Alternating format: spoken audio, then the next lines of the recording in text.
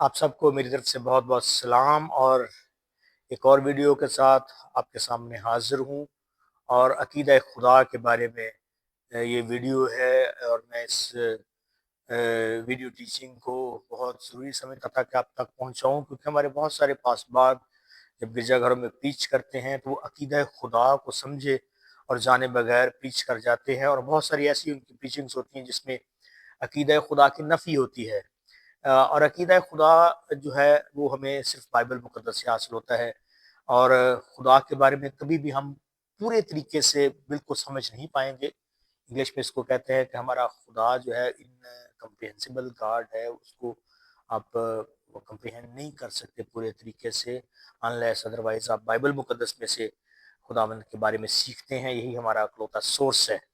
اور عقیدہ خدا میں خدا کی کچھ صفات جو ہمارے ساتھ وہ بانٹتا ہے، کچھ نہیں بانٹتا۔ وہ اپنی الوہیت، اپنی ربوبیت، اپنی خدائیت، اپنا جلال ہم سے وہ نہیں بانٹتا، شیئر نہیں کرتا، لیکن اپنا پیار، اپنا غصہ، اپنا رحم، اپنی محبت، اس طرح کی کچھ چیزیں وہ ہمیں سکھاتا بھی ہے، اور ہم بھی ایسا ہی اپنا رویہ رکھتے ہیں، اور یہ ہم خداوند سے سیکھتے ہیں۔ یہ وہ صفات ہیں جو ہم سے وہ شیئر کرتا ہے، انگلش میں کمیونیکیبل ایٹریبیوٹس اور نان کمیونیکیبل ایٹریبیوٹس۔ پھر ہمارے خداوند کی جو ہے وہ خود انحصاری، اس کی انڈیپینڈنسی، اس کی سوورینٹی، وہ خود انحصار ہے اور کسی پر انحصار نہیں کرتا۔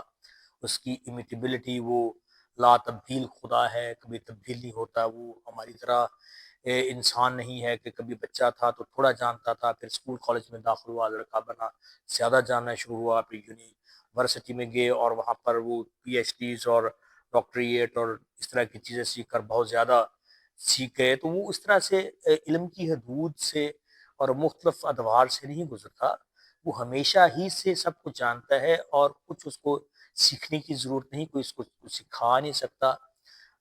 وہ سب کچھ جاننے والا خدا ہے، اور اس بات کو سمجھ کر ہمیں پریچ کرنا چاہیے۔ بعض اوقات ہم اپنی پریچنگ میں خدا کو اس طرح سے پریچ کر جاتے ہیں جیسے ہم خدا کو سکھا رہے ہیں کہ وہ کیسا خدا ہے۔ مثال کے طور پر یونا نبی کی کتاب میں جب ننوا کے لوگوں کے روزہ اور ان کی توبہ کا ذکر کیا جاتا ہے تو اکثر یہ ذکر کر جاتے ہیں، اور خدا نے اپنا رویہ تبدیل کر دیا، اور خدا جو ہے وہ اپنے رویے کی تبدیلی کے ساتھ ننوا کے لوگوں پر رحم کرنے کے لیے قائل اور مائل ہو گیا۔ اور یہ بھی میں سمجھتا ہوں کہ ایک دینی جاہلیت ہے اس عقیدے کے بارے میں، خاص طور پر عقیدہ خدا کے بارے میں، بائبلی عقیدے کے بارے میں نہ سمجھ ہوتے ہوئے ہم یہ کہتے ہیں، کیونکہ خداوند کبھی تبدیل نہیں ہوتا، وہ تو لا تبدیل خدا ہے۔ ملاکی نبی کی کتاب میں سے ایک حوالہ پڑھنا چاہتا ہوں، بڑا خوبصورت حوالہ ہے، اس کا 3 باب، ملاکی نبی کی کتاب اور اس کا 3 باب اور اس کی 6 آیت، کیونکہ میں خداوند لا تبدیل ہوں، اسی لیے اے بنی یعقوب تم دیس نہیں ہوئے۔ اور اسی طرح سے یسوع مسیح کے بارے میں عبرانیوں کے خط کے 13 باب کی 8ویں آیت میں بھی مقدس پولس رسول نے کچھ ایسا ہی ہمیں سکھایا ہے کہ یسوع مسیح بھی خدا باپ کی طرح جو ہیں وہ لا تبدیل خدا ہیں۔ ایسا نہیں ہے کہ وہ جو ہے وہ کبھی کچھ تھے اور کبھی کچھ تھے اور کبھی کچھ تھے۔ عبرانیوں کا خط 13 باب 8ویں آیت، یسوع مسیح کل اور آج بلکہ اب تک یکساں ہے، یکساں ہے۔ ہمارا خدا لا تبدیل خدا ہے۔ وہ یہ نہیں کہ وہ کبھی توبہ کو قبول نہیں کرتا اور کبھی کر لیتا ہے۔ یہاں سمجھنے کی ضرورت مقدس یونا کی کتاب میں اس بات کی ہے کہ خداوند نے جب ان کی توبہ دیکھی تو ہمارا خدا یک وقت وہ غضب بھی نازل کرتے ہیں اور سزا بھی دیتے ہیں گنہگار کو، اور وہ عدالت بھی کرتے ہیں، کیونکہ وہ منصف اور عادل خدا بھی ہیں، لیکن اس کے ساتھ ہی وہ رحیم و کریم اور مہربان اور گناہ معاف کرنے والے، خطا معاف کرنے والے خداوند بھی تو ہیں۔ تو ان کی توبہ ننوا کے لوگوں کے رویے کی تبدیلی، روش کی تبدیلی کی وجہ سے خداوند خدا کے اندر یہ جو اس کی ایک دوسری صفت ہے کہ وہ معاف کرنے کے لیے اور رحم کرنے کے لیے تیار ہے، وہ جاگی۔ جاگنے سے مراد یہ نہیں ہے کہ وہ سوئی ہوئی تھی، سوری ٹو سے میں وہی بات کر گیا جو میں سکھا رہا ہوں، لیکن میں یہ کہنا چاہتا ہوں کہ خدا یک وقت ہی جو ہے وہ ہے، اور وہ رحیم و کریم بھی ہے۔ اسی لیے خداوند نے جب ان کی توبہ دیکھی تو اس کا جو رحم کرنے کا کردار ہے وہ سامنے آ گیا۔ So he is same at the spot. اگر وہ توبہ نہ کرتے تو وہ اپنی ججمنٹ ظاہر کر دیتے، تو اسی لیے پریچ کرتے ہیں آپ کو بڑی سینس اور سمجھ کے ساتھ پریچ کرنے کی ضرورت ہے. تو ہمارا خداوند جو ہے وہ لا تبدیل خدا ہے. میں آپ کو سکھانا یہ چاہتا ہوں. اور اس کے بعد یہ بھی جاننا ضروری ہے کہ ہمارا خدا جو ہے وہ حدود و قیود کی قید سے آزاد ہے. وہ کون و مکان کی قید سے آزاد ہے. آپ اس کو وقت میں قید نہیں کر سکتے.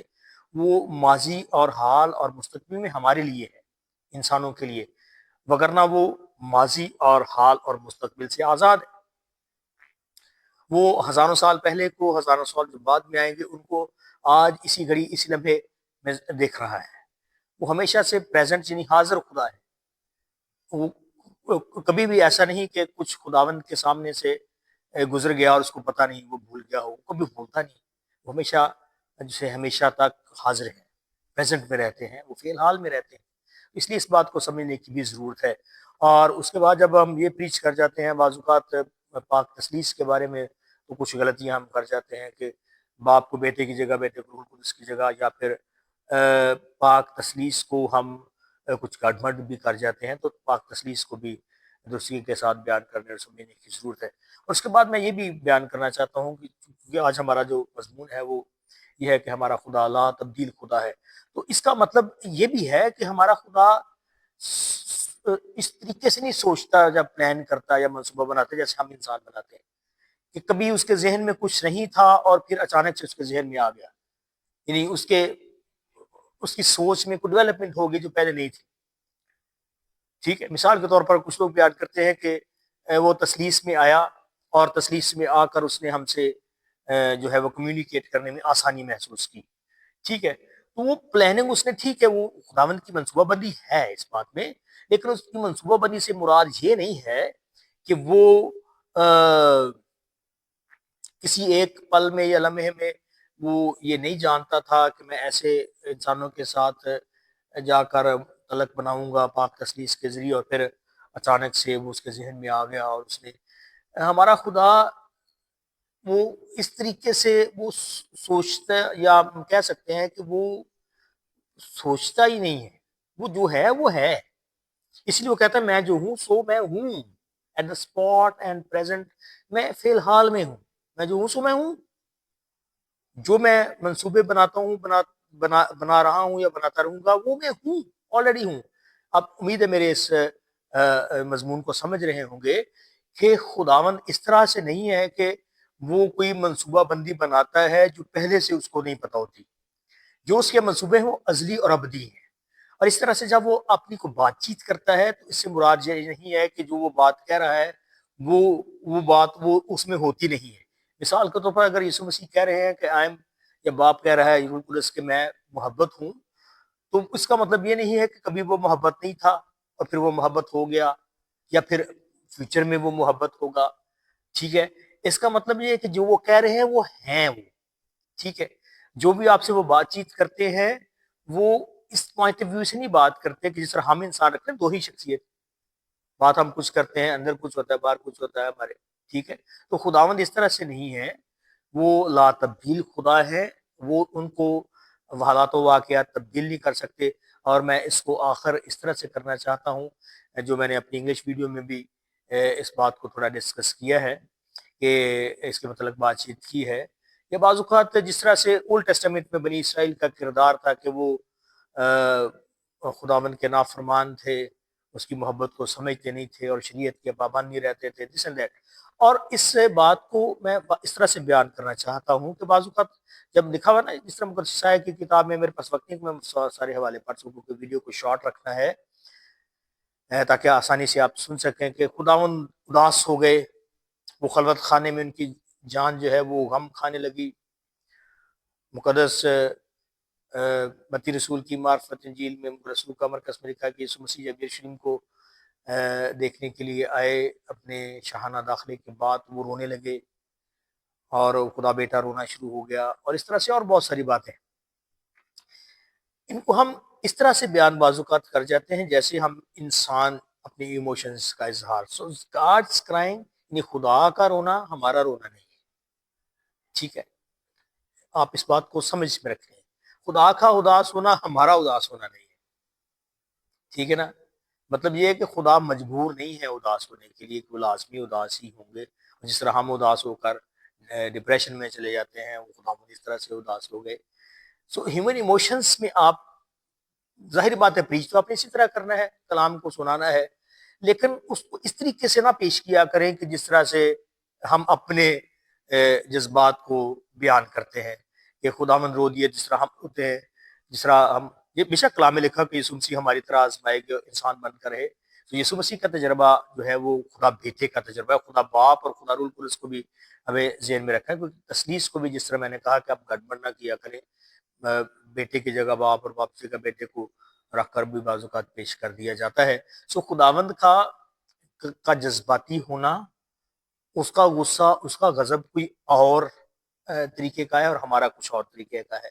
یعنی خداوند جب اپنے ان جذبات سے یا ایموشن سے گزرتے ہیں تو وہ اپنی خدائیت میں، اپنے معیار میں ہم سے الگ اور طریقے سے ان ایموشن سے گزر رہے ہیں. ٹھیک ہے، اور وہ کبھی مایوس نہیں ہوتے، کبھی ہارتے نہیں ہیں ابلیس سے یا ہمارے گناہوں سے یا کسی اور وجہ سے. وہ خدا all ان کنٹرول رکھنے والا خدا ہے، اس کے سب کچھ اختیار میں ہے، کچھ بھی اس کے اختیار سے باہر نہیں ہے. اور جب میں اس کو کہتا ہوں لامحدود ہے اور اس کی کوئی حد نہیں، تو اس کا مطلب یہ ہے کہ جو کائنات کو جس طرح ناسا والے کہتے ہیں آبزرویبل یونیورس ہے، تو وہ اس میں بھی ہے، اور جو naan observable universe deep space ہے وہ اس میں بھی ہے، بلکہ اس سے بھی وہ بیونڈ ہے، اس سے بھی باہر ہے کہیں، اس کی کوئی لمٹ نہیں. اور اس کے بعد وہ وقت کی قید میں نہیں، کیونکہ وقت تو خداوند نے ایجاد کیا، اس نے سورج بنایا 365 دن میں زمین گھومنے لگی، اس کے ارد گرد 1 سال ہو گیا. چاند بنایا، زمین کے ارد گرد 30-31 دنوں میں گھوما. مہینہ بن گیا، زمین خود گھومنے لگی، خداوند نے گھمائی، اور 24 گھنٹے میں گھومی اور دن اور رات بن گئے. سو میں سمجھتا ہوں کہ یہ وقت جو ہے اس کو خداوند نے تخلیق کیا ہے سورج چاند ستاروں کے نظام کے ذریعے سے. یہ کوئی خود سے کوئی دیوتا نہیں ہے وقت. اس لیے جب ہم کہتے ہیں نا کہ قیامت آئے گی تو ہم کہتے ہیں کہ وقت کا خاتمہ ہو جائے گا، اینڈ آف ٹائمز ہو جائیں گے. تو اس کا مطلب یہ بھی ہے کہ ہمیں یہ بھی سمجھنے کی ضرورت ہے کہ خدا وقت کو تخلیق کرتا ہے تو وہ وقت کی قید میں نہیں آ گیا، وہ وقت سے بالا تر اور بلند تر ہے، اس کو آپ کسی بھی لیمیٹیشنز میں، حدود و قیود میں نہیں رکھ سکتے. وہ ہمارے لیے اپنی محبت کی وجہ سے ہمارے لیے ہماری وقت میں آ کر کام کرتا ہے، لیکن خود وہ ایک ایسا خدا ہے جو وقت کی قید میں کبھی بھی نہیں آئے گا. ٹھیک ہے، اس کی کوئی حد نہیں ہے. اس لیے پورے طریقے سے ہم خداوند کو کبھی بھی یعنی ابدیت تک بھی سمجھ نہیں پائیں گے، لیکن بائبل مقدس جو ہمارے خداوند کے بارے میں سکھاتی ہے وہ کامل مکاشفہ ہے. اس لیے میں نے یہ کہا کہ صرف بائبل مقدس سے عقیدہ خدا کے بارے میں سیکھیں. تو یہ ہمارا ایک پہلا مضمون تھا، یعنی خداوند کی لا تبدیلی، یا اس کے انسانی طریقے سے ہم سمجھتے ہیں کہ وہ اس میں انگلش میں یہ بات ٹیچنگ میں نہیں کہہ سکا کہ جس طرح کہا جاتا ہے کلام تبدیل ہو گیا ہے بائبل. تو اس میں لا خدا کے لا تبدیل ہونے کو آپ بیان کر سکتے ہیں کہ وہ خدا جو کمزور تھا اور بائبل تبدیل ہونے دی، وہ آج بھی جس کتاب کو کہا جاتا ہے اسے بھی تبدیل ہونے دے گا. اور اگر وہ پہلے طاقتور تھا کہ اس نے اپنے کلام کو تبدیلی ہونے دیا، تو آج بھی وہ اپنے کلام کو تبدیلی ہونے دے گا، کیونکہ وہ لا تبدیل خدا ہے. انسان کی طرح تھوڑی کہ کبھی کمزور تھا کبھی طاقتور تھا. ٹھیک ہے نا. تو یہ کلام جب تبدیل کیے جانے کا ہم پر الزام لگایا جاتا ہے تو یہ بھی عقیدہ خدا کی ایک صریح خلاف ورزی کی جاتی ہے. تو ایسی باتیں جو ہیں وہ ہمیں ان ویڈیوز میں سیکھنے کو ملے گی. یہ اس سلسلے کی پہلی ویڈیو تھی، کچھ اور ویڈیوز بھی اس سلسلے میں جلد آنے والی ہیں جس میں ہم خداوند کے بارے میں، عقیدہ خدا، ڈاکٹرن آف گاڈ کے بارے میں کچھ اور کام کی باتیں سیکھیں گے تاکہ ان کو ذہن میں رکھتے ہوئے ہم اپنی پریچنگ سر انجام دے سکیں. God bless you. Thank you very much.